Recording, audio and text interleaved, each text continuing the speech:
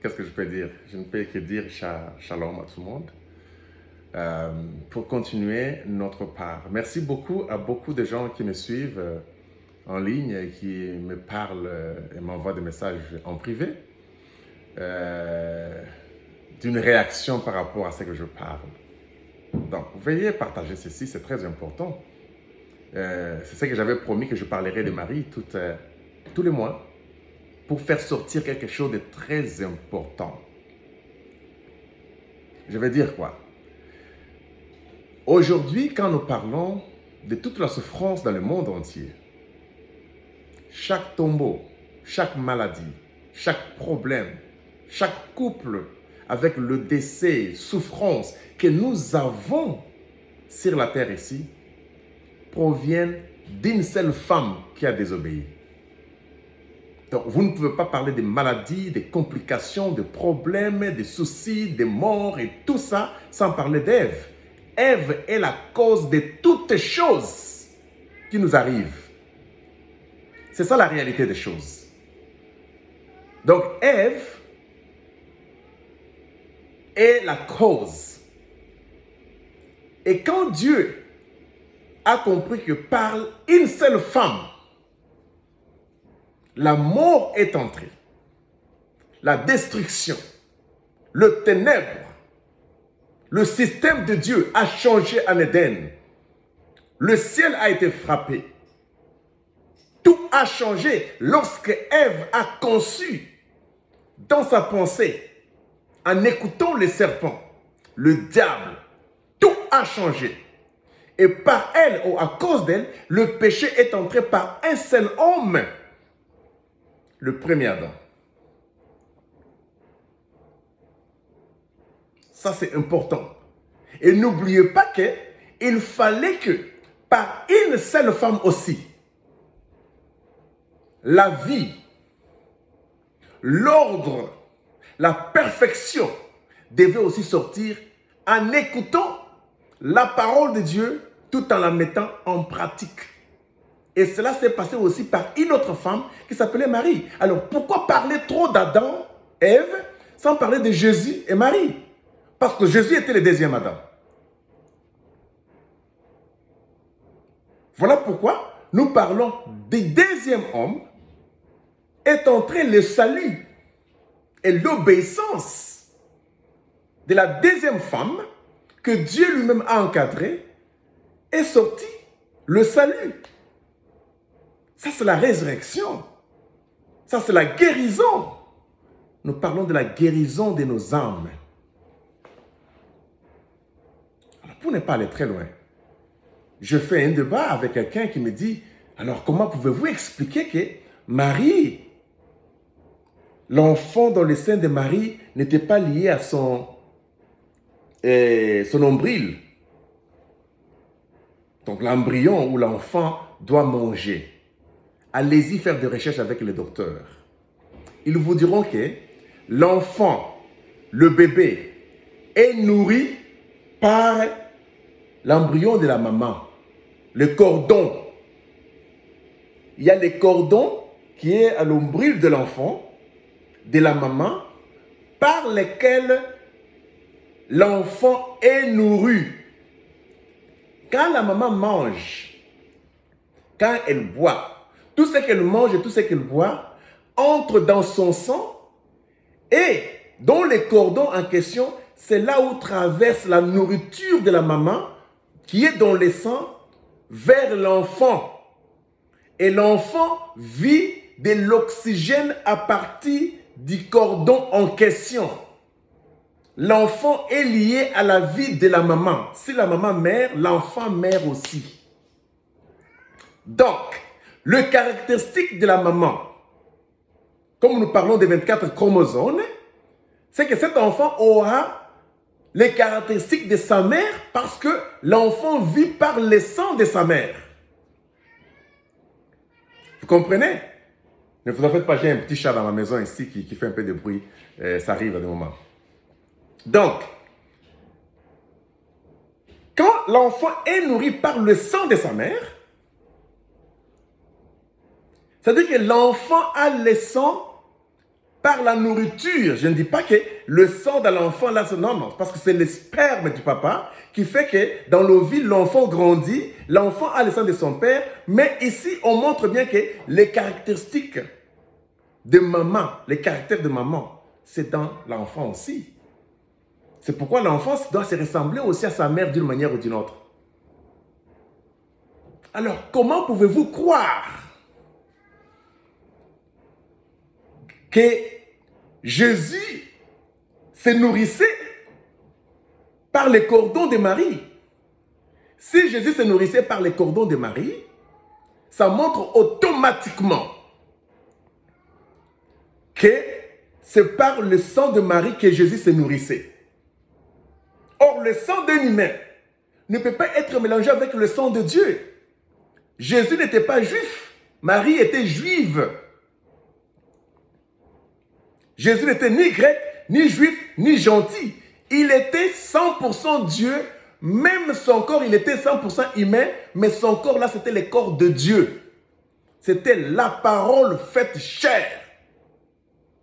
Jésus n'avait aucune ressemblance de Marie en soi. Voilà pourquoi quand Jésus a rencontré l'ange Gabriel, mais quand nous parlons de l'ange Gabriel, ce n'est pas un humain qui est venu comme ça, et devant avec le sang et la chair, et qui a parlé à Marie comme étant Gabriel, non.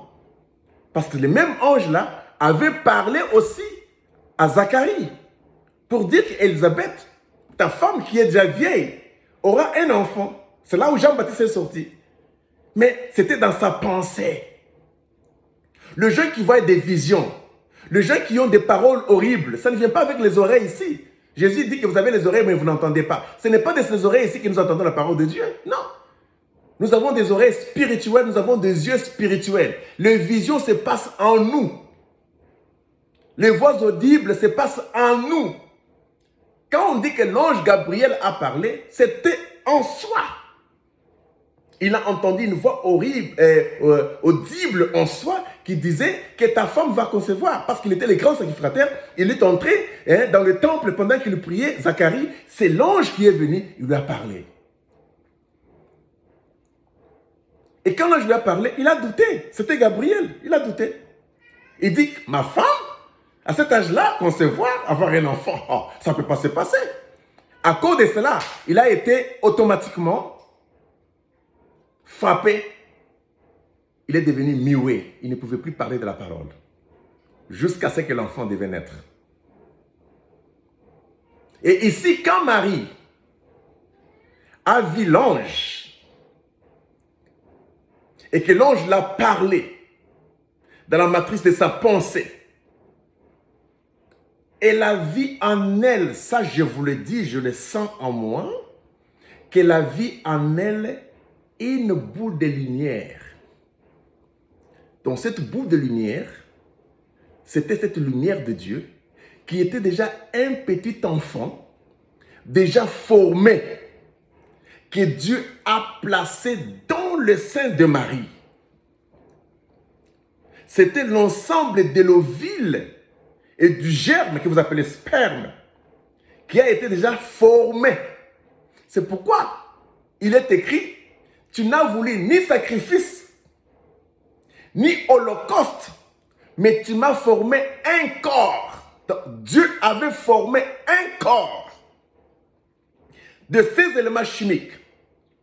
Je vous parlerai comment Adam a été formé de la même façon que Jésus. Parce que beaucoup de gens pensent que Dieu a créé Adam, ou il a formé Adam, il était déjà un bloc d'un homme mûr, musclé. Non! Dieu n'a jamais créé un mangue, ou une mangue plutôt, déjà mûre. Tout était une semence. Dieu n'a jamais créé un avocat déjà mûr. Tout était une semence. Les tomates mûres, non, tout était une semence. Tout. Dieu a mis les semences et les semences ont grandi pour produire maintenant des fruits.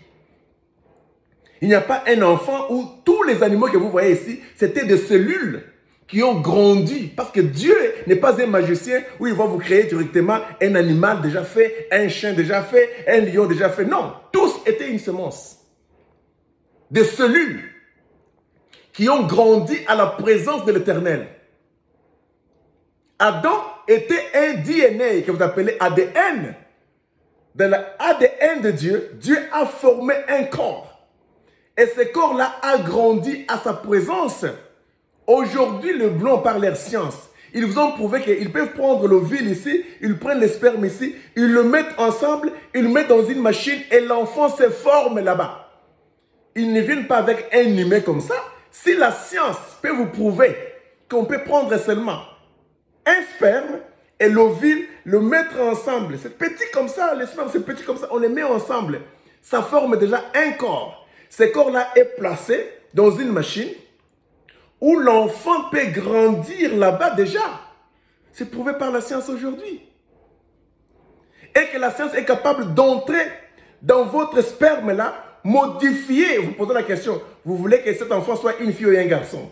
Si vous dites un garçon, ils vous disent, vous voulez qu'il soit géant ou chaud. Vous voulez qu'il ait des cheveux comme ça, ou vous voulez que ses yeux soient comment? On fait l'opération dans la petite cellule là, dans le sperme là, pour modifier votre ADN, afin que vous deveniez selon la volonté de votre père ou de sa demande. C'est prouvable dans la science aujourd'hui. Comment vous ne pouvez pas comprendre que Dieu est le maître de toutes choses et que le diable ne fait que tricher? Le diable, même Satan, là, connaît que Adam était le ADN. Il a commencé. Je vous parlerai de Jésus, comment il a été tiré d'Adam avant qu'Adam ne tombe dans le péché. Parce que si Jésus est le rédempteur d'Adam, il fallait que Jésus vienne de sa propre famille, de la famille d'Adam, pour les racheter. Il ne pouvait pas venir d'ailleurs. Non. Le rédempteur ne peut être que de votre sang. Le rédempteur ne peut être que de votre famille. Donc, Dieu a tiré d'Adam. Il a enlevé déjà les cellules d'Adam. Le sang d'Adam, il a mis à part avant que Adam ne puisse tomber. Quand Adam est tombé, ces cellules que Dieu avait gardées à mise à part avec l'ovule, avant que Ève ne puisse tomber, pour les racheter un jour, c'est la même chose que Dieu a enlevé. C'est-à-dire que c'était le véritable Adam, sans péché, qui était venu pour racheter le premier Adam. Donc, Jésus, l'homme de Galilée, et la parole faite, c'est parce que cela était gardé dans la parole. C'est une poussière que vous appelez le sperme, gardée dans la parole pour les rachats d'Adam. Et quand Marie a conçu, on a mis ça en Marie. Cet enfant a grandi sans les cordons de Marie. Parce que c'était la vie de Dieu.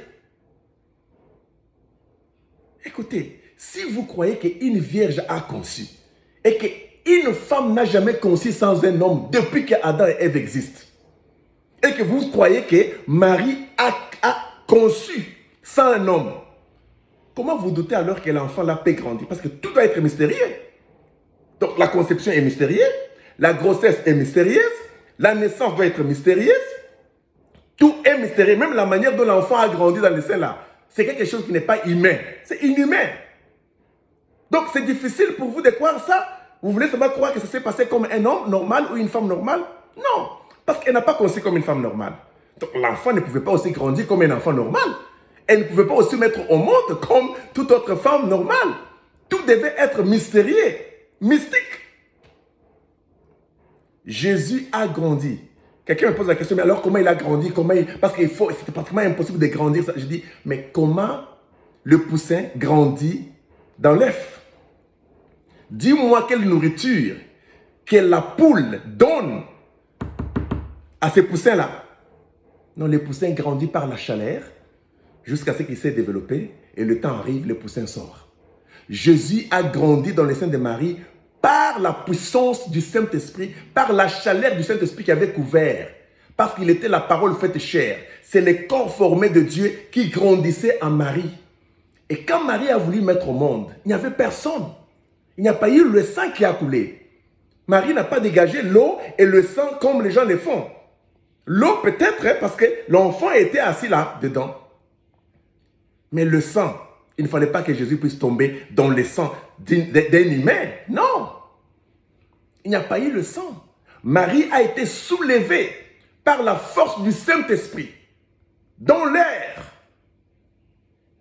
Elle a senti que l'enfant était déjà sorti. Il n'y a pas eu de femme sage pour l'aider. Non. L'enfant est sorti et elle était couverte d'une puissance. Je vois ça, mais je ne peux pas vous expliquer. Je vous donnerai des bons exemples avec la science pour que vous puissiez comprendre la chose de quoi je vais parler. Et quand l'enfant était déjà par terre là, très très bien, Marie a pris l'enfant. Il n'y a pas eu les cordons pour qu'on puisse couper. Jésus n'était pas nourri par les cordons de Marie. C'est pourquoi il n'y a pas eu de douleur de l'enfantement. Parce que les douleurs, c'est à cause du péché qu'Ève a eu les douleurs de l'enfantement. Marie n'a pas eu le péché, n'a pas eu de désobéissance. Pourquoi elle devait avoir des douleurs de l'enfantement? Pourquoi elle devait avoir une femme sage? Elle a mis au monde sans douleur. L'enfant est sorti. C'était un sauveur. C'était Dieu lui-même qui était né dans la forme d'un humain. C'était Adam qui était le deuxième, tiré du premier. Le même créateur du premier Adam, il est le même créateur du deuxième Adam. Cette fois-ci, il devait venir par une femme pour racheter la femme de ce qu'elle avait fait. Et le deuxième Adam devait venir comme Adam pour racheter le premier Adam de ce qu'il avait fait. C'est ça la parole. Alors, Jésus était une petite boule de feu, lumière, pour grandir par la chaleur de Dieu comme Adam avait grandi. Vous l'avez me posé la question, alors comment il a grandi, mais comment Adam avait grandi? Comment Adam avait grandi? Grand shalom. C'était votre ami et semblable Félix Azali. On m'appelle toujours Pro-Life. Pour vous montrer que la naissance de Jésus était mystérieuse, la conception était mystérieuse, le fait de grandir dans les seins de Marie était mystérieuse, même sa naissance était mystérieuse. Marie gardait ces choses, elle ne pouvait pas les dire du tout parce que les humains ne peuvent pas croire. Ce n'est pas humain ce qui est arrivé à Marie. Concevoir sans coucher avec un homme, ce n'est pas humain.